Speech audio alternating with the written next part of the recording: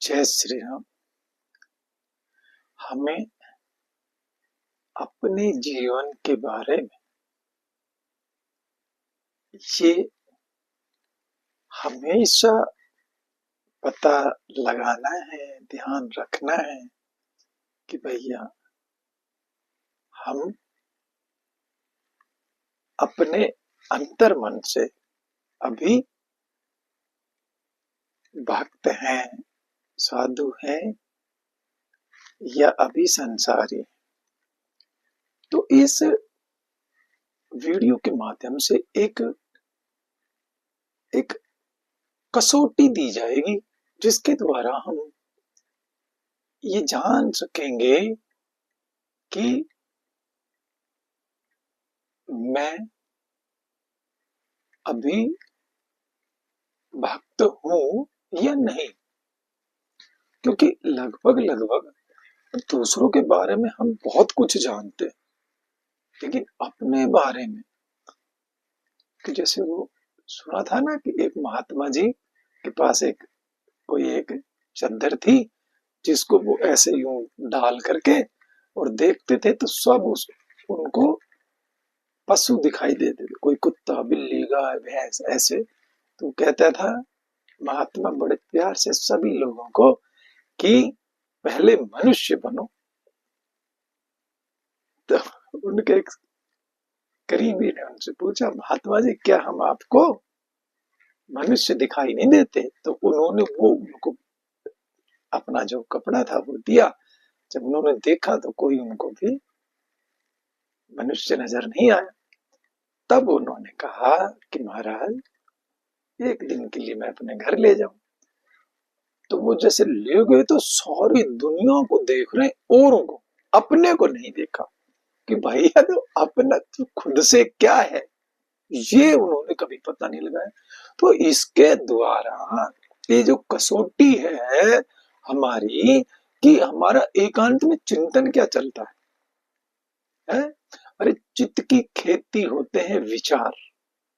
विचार हमारे चित्त की खेती है। कैसी खेती की है आपने, क्या बोया है आपने? और ये चीज एकांत में होगी। जैसे हम एकांत में उस समय आपको इस बात का स्मरण आ रहा है, अरे मेरे प्रभु ऐसे थे, बचपन में ये किया, बड़े होके ये किया। मेरे प्रभु हमेशा मतलब भगवान के बारे में चिंतन चले, समझ लेना कि आप भक्त बनने के कगार पर हैं या भक्त बन चुके हैं। कसौटी देखो इसमें तो जब तक भी भाई कोई बहुत ज्यादा शास्त्रों को, बहुत ज्यादा वेद पुराण जिन्होंने पढ़ लिए हो, लेकिन आचारहीन अगर रह गया तो उसको कोई पसंद नहीं करता। तो ये सब हमें देखना होगा। ये कसौटियां जो डालते हैं तो हम दूसरों पे डाल के देखते हैं, कसौटी खुद पे डाल के देखें। कोई किसी को दुख नहीं दे रहा, कोई ना कहू सुख दुख कर दाता। तो भाई कोई किसी को सुख दुख नहीं दे रहा। हम अपने आप को ही इस चीज का ये माने कि अगर किसी आदमी के द्वारा, किसी अमुक व्यक्ति के द्वारा मुझे ये कष्ट मिला है तो ये मेरा कोई पूर्व जन्म का ऐसा संस्कार आया जो अब जा करके पूर्ण हो गया। ये समझ हमें धीरे धीरे बढ़ेगी। तो लोगों का क्या होता है कि बात करेंगे खूब बड़ी बड़ी, योगाचार्य भी बन गए सब कुछ, लेकिन जब सुबह उठने का नंबर आ जाए है तो 8 बजे से पहले बिस्तर छोड़ने का उनको दिल नहीं करता।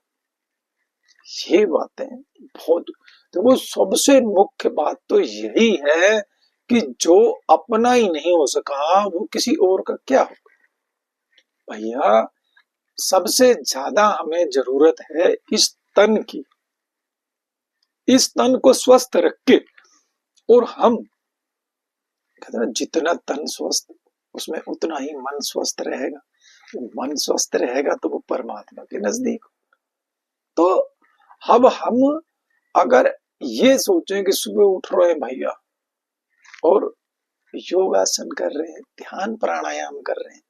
देखो ना, ये होगा कब? जब आपका ये लक्ष्य होगा। हमारा ऐसे जो बड़ी गड़बड़ होती है वो यही तो होती है, लक्ष्य नहीं होता हमारा। अब सुबह देखिए कौन कौन लोग सुबह कितनी जल्दी उठते हैं।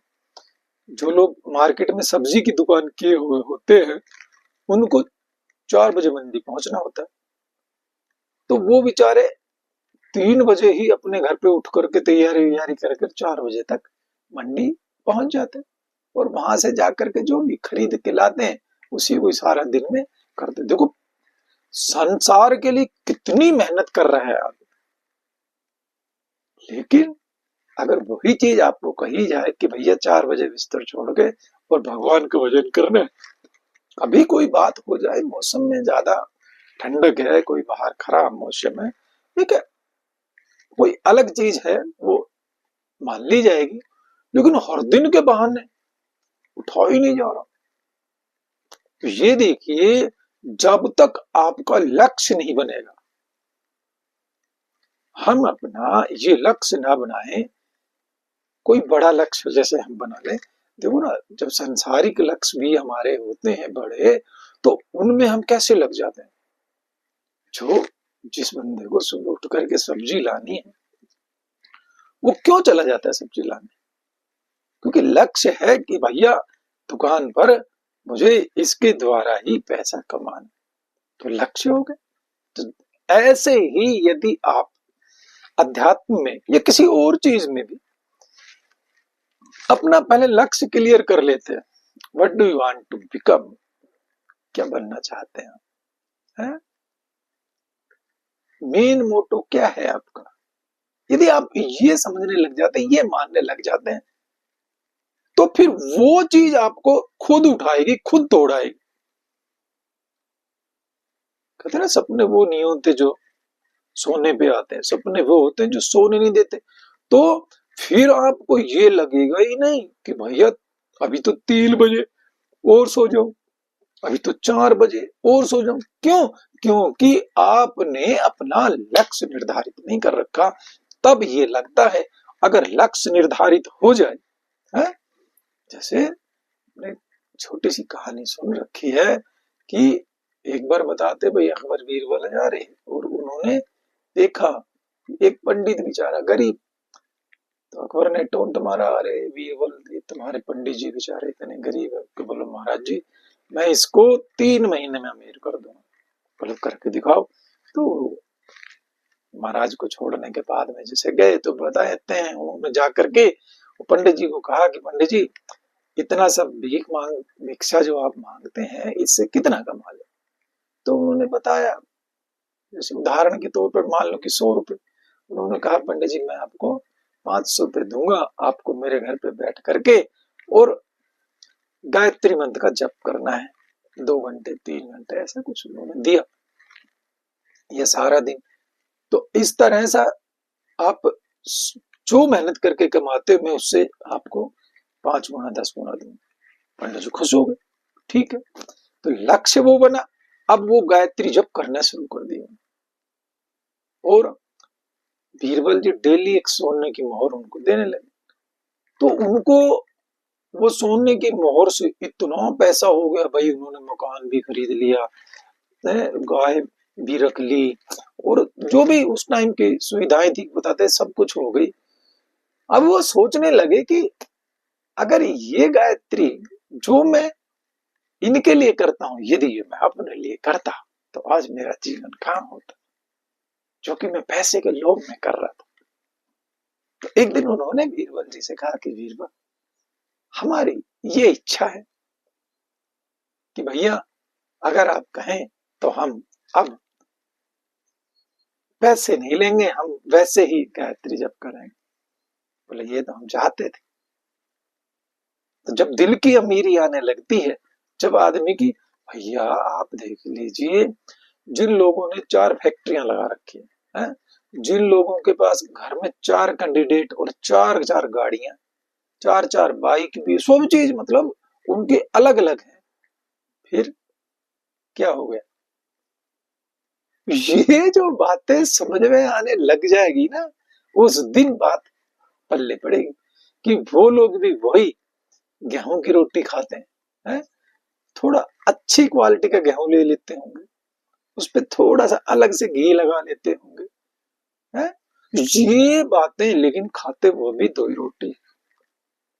अब आप देखिए कैसी विडंबना है कि हमने कभी भी, जो मालिक सब कुछ देने वाले हैं, ऐसे भाई अगर कोई राजा का बेटा होगा तो जितना भी राज्य है महाराज का, वो तो सब उन्हीं का ही।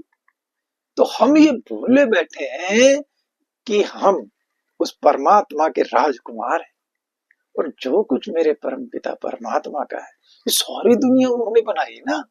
इसमें क्या अमेरिका और क्या रूस जापान जर्मनी है, भारत और सब कुछ जितना पूरे वर्ल्ड का धन धान्य जो भी कुछ है, वो सब परमात्मा का ही तो है। तो हम परमात्मा के राजकुमार हैं, कभी भी गर्व से छाती नहीं भरते, कभी भी ये सोचने का अवसर नहीं मिलता कि भैया हम थे तो वो और क्या हो गए। तो बड़ा अच्छा लिख रखा है किसी ने कि हम कौन थे क्या हो गए और क्या होंगे अभी, आवो विचारे बैठकर ये समस्याएं सब। तो कब कब दिमाग में ये बातें आई कि भैया हम थे तो परमात्मा के राजकुमार और बन गए यहाँ आकर भिखारी। थोड़ी थोड़ी चीजों के लिए क्या, देखो क्या जीवन हमारा चलता जा रहा है। कितना, जब गर्भ के अंदर थे तो कितने हमने वादे किए, हे प्रभु मुझे किसी भी तरह मुक्त कर दो तो मैं आपका नाम सिमरन नाम भजन करूंगा, है। लेकिन बाहर आकर के उनकी माया ऐसी लपेटती है कि जीव बेचारा परवश हो जाता है। आए थे हरि भजन को, ओटल लगे कपास। तो भैया हम भी यहाँ पर सब वही काम कर रहे कि हरि भजन तो छोड़ दिया, बाकी सब कुछ करने लगे। तो हरि भजन के साथ साथ यदि आप और कुछ कर रहे हैं तो जीवन में आनंद कई गुना हो जाता है। इस सबसे बड़ी गड़बड़ है भाई कि हम लोगों ने जीवन के अंदर हरि भजन को तो ले लिया सेकेंडरी और सारी बातें ले लिया फर्स्ट। हाँ, कुछ तो लोग कहते हैं ना, अरे बुढ़ापे के काम है सब, बुढ़ापे में करेंगे, ये करेंगे वो करेंगे। नहीं, ये सब के साथ बैलेंस योग जो है 5 मिनट से शुरू करिए, 10 मिनट से शुरू करिए। अरे नहीं मिलता है समय तो 2 मिनट से 1 मिनट से कभी तो इतना हो। लेकिन ये भी मैं जो आपको बता रहा हूँ, कह रहा हूँ कि जब तक प्रभु की कृपा नहीं होती तब तक खैर इस मार्ग पर आना तो आसान नहीं होता। कहीं ना कहीं परमात्मा के द्वारा ही चुने हुए लोग होते हैं, जब उनकी कृपा होती है, कई जन्मों की भक्ति, जन्म जन्म में हमने जो गड़बड़ की है वो कई जन्मों तक परमात्मा ऐसे कर लेते, स्लेट को साफ कर लेते हैं। जब स्लेट साफ होने लगती है तो बार बार आपको मनुष्य का ही जन्म मिलता है, और फिर उस मनुष्य योनि में आकर के आप ऐसे कर्म करते हैं कि परमात्मा आपको अपने चरणों में रख लेते। देखिए होगा तो सब परमात्मा की कृपा से, लेकिन आप अगर कहीं से सुन करके, कहीं से ये चीजें अगर आप चल पड़े इधर में, तो जीवन का असली उद्देश्य तो यही था। आए तो हम इसीलिए थे। जो मनुष्य तन पाकर के भी और मेरे ठाकुर जी की भक्ति नहीं करता, समझ लीजिए कि जीवन मनुष्य का जन्म लेना ही बेकार।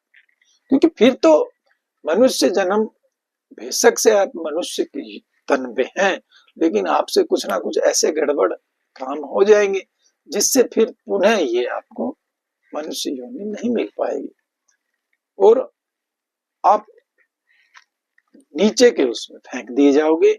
उसमें आपको पशु पक्षी कीड़े मकोड़े कीट पतंग जो भी आप देखते हैं ये सब आपको बनना पड़ेगा और फिर बहुत लंबा आपको वो लग जाता है। तो इन चीजों को समझिए। अभी हमारे पास जब तक समय है तब तक किसी गुरु के द्वारा आपको ये बातें समझनी चाहिए, करनी चाहिए, जाना चाहिए। कभी कभी अरे जब हम तुलसीदास जी की हर बात को मानने के लिए तैयार हैं, हम बिल्कुल हृदय से कहते हैं भाई रामायण में सारी बातें सही लिखी हुई, तो रामायण में ये बात आपने क्या पढ़ी नहीं कभी? प्रथम भगति कर संतन कर संगा, तो सत्संग पहली भक्ति। संतों का संग यानी इस वस्त्र वाले का ही संग खाली नहीं बता रखा, जो सत्संग में जाते हैं। आप यदि अपने घर नित्य नियम से रामचरितमानस जी का पाठ करने लगे, ये सत्संग शुरू कर दिया, भागवत जी जो भी आपको अच्छा लगे, जो भी हमारी ये कसौटियां दी है, जो हमारे बड़े अभी हमसे बहुत ऊंची कैटेगरी के जो साधु संत आए, उन्होंने एक पैमाना बताया कि भैया ऐसे जीवन को चलाना है, ये हर्ष ग्रंथ पढ़ने हैं, ऐसे चल करके है हमारे सोचना चाहिए। अगर हम कभी ऐसी पुस्तकों को ना पढ़ करके गंदी पुस्तकों को पढ़ रहे हैं, तो जीवन जैसा आप देखने से 90% जो बीमारी है वो अकेले यही इंद्रिय अंदर डालती है मन के अंदर, तो 90% आप देखने से ही गड़बड़ कर जाते। अपनी ईमानदारी से देखना है एकांत में आप मोबाइल में क्या देखते हो। तो जो आप एकांत में बैठकर मोबाइल पर देख रहे हो, भैया दिमाग तो उधर ही जाएगा। तो ये बहुत जरूरी है आपको, ये जब वीडियो पूरी सुनेंगे तो जाकर के ये दिमाग में आएगा, ये कसौटी पता चलेगी कि भैया ऊपर आने के लिए हमें इस मनुष्य जन्म को सार्थक करने के लिए क्या करना चाहिए। जब तक मनुष्य जन्म को सार्थक करने के लिए जो हमारे ऋषियों ने बताए हैं मार्ग, उन पर हम नहीं चले तो कुछ भी कर लेना, मनुष्य जन्म सार्थक नहीं हो सकेगा। क्योंकि आप देखते हैं चाहे महात्मा बुद्ध है, चाहे भगवान महावीर है, अब उनसे ज्यादा आप सोचते हैं कि भाई हमारे अंदर वो आ गया। तो इन सब चीजों में उनकी बताई हुई चीजों को फॉलो करना बहुत जरूरी है। जय श्री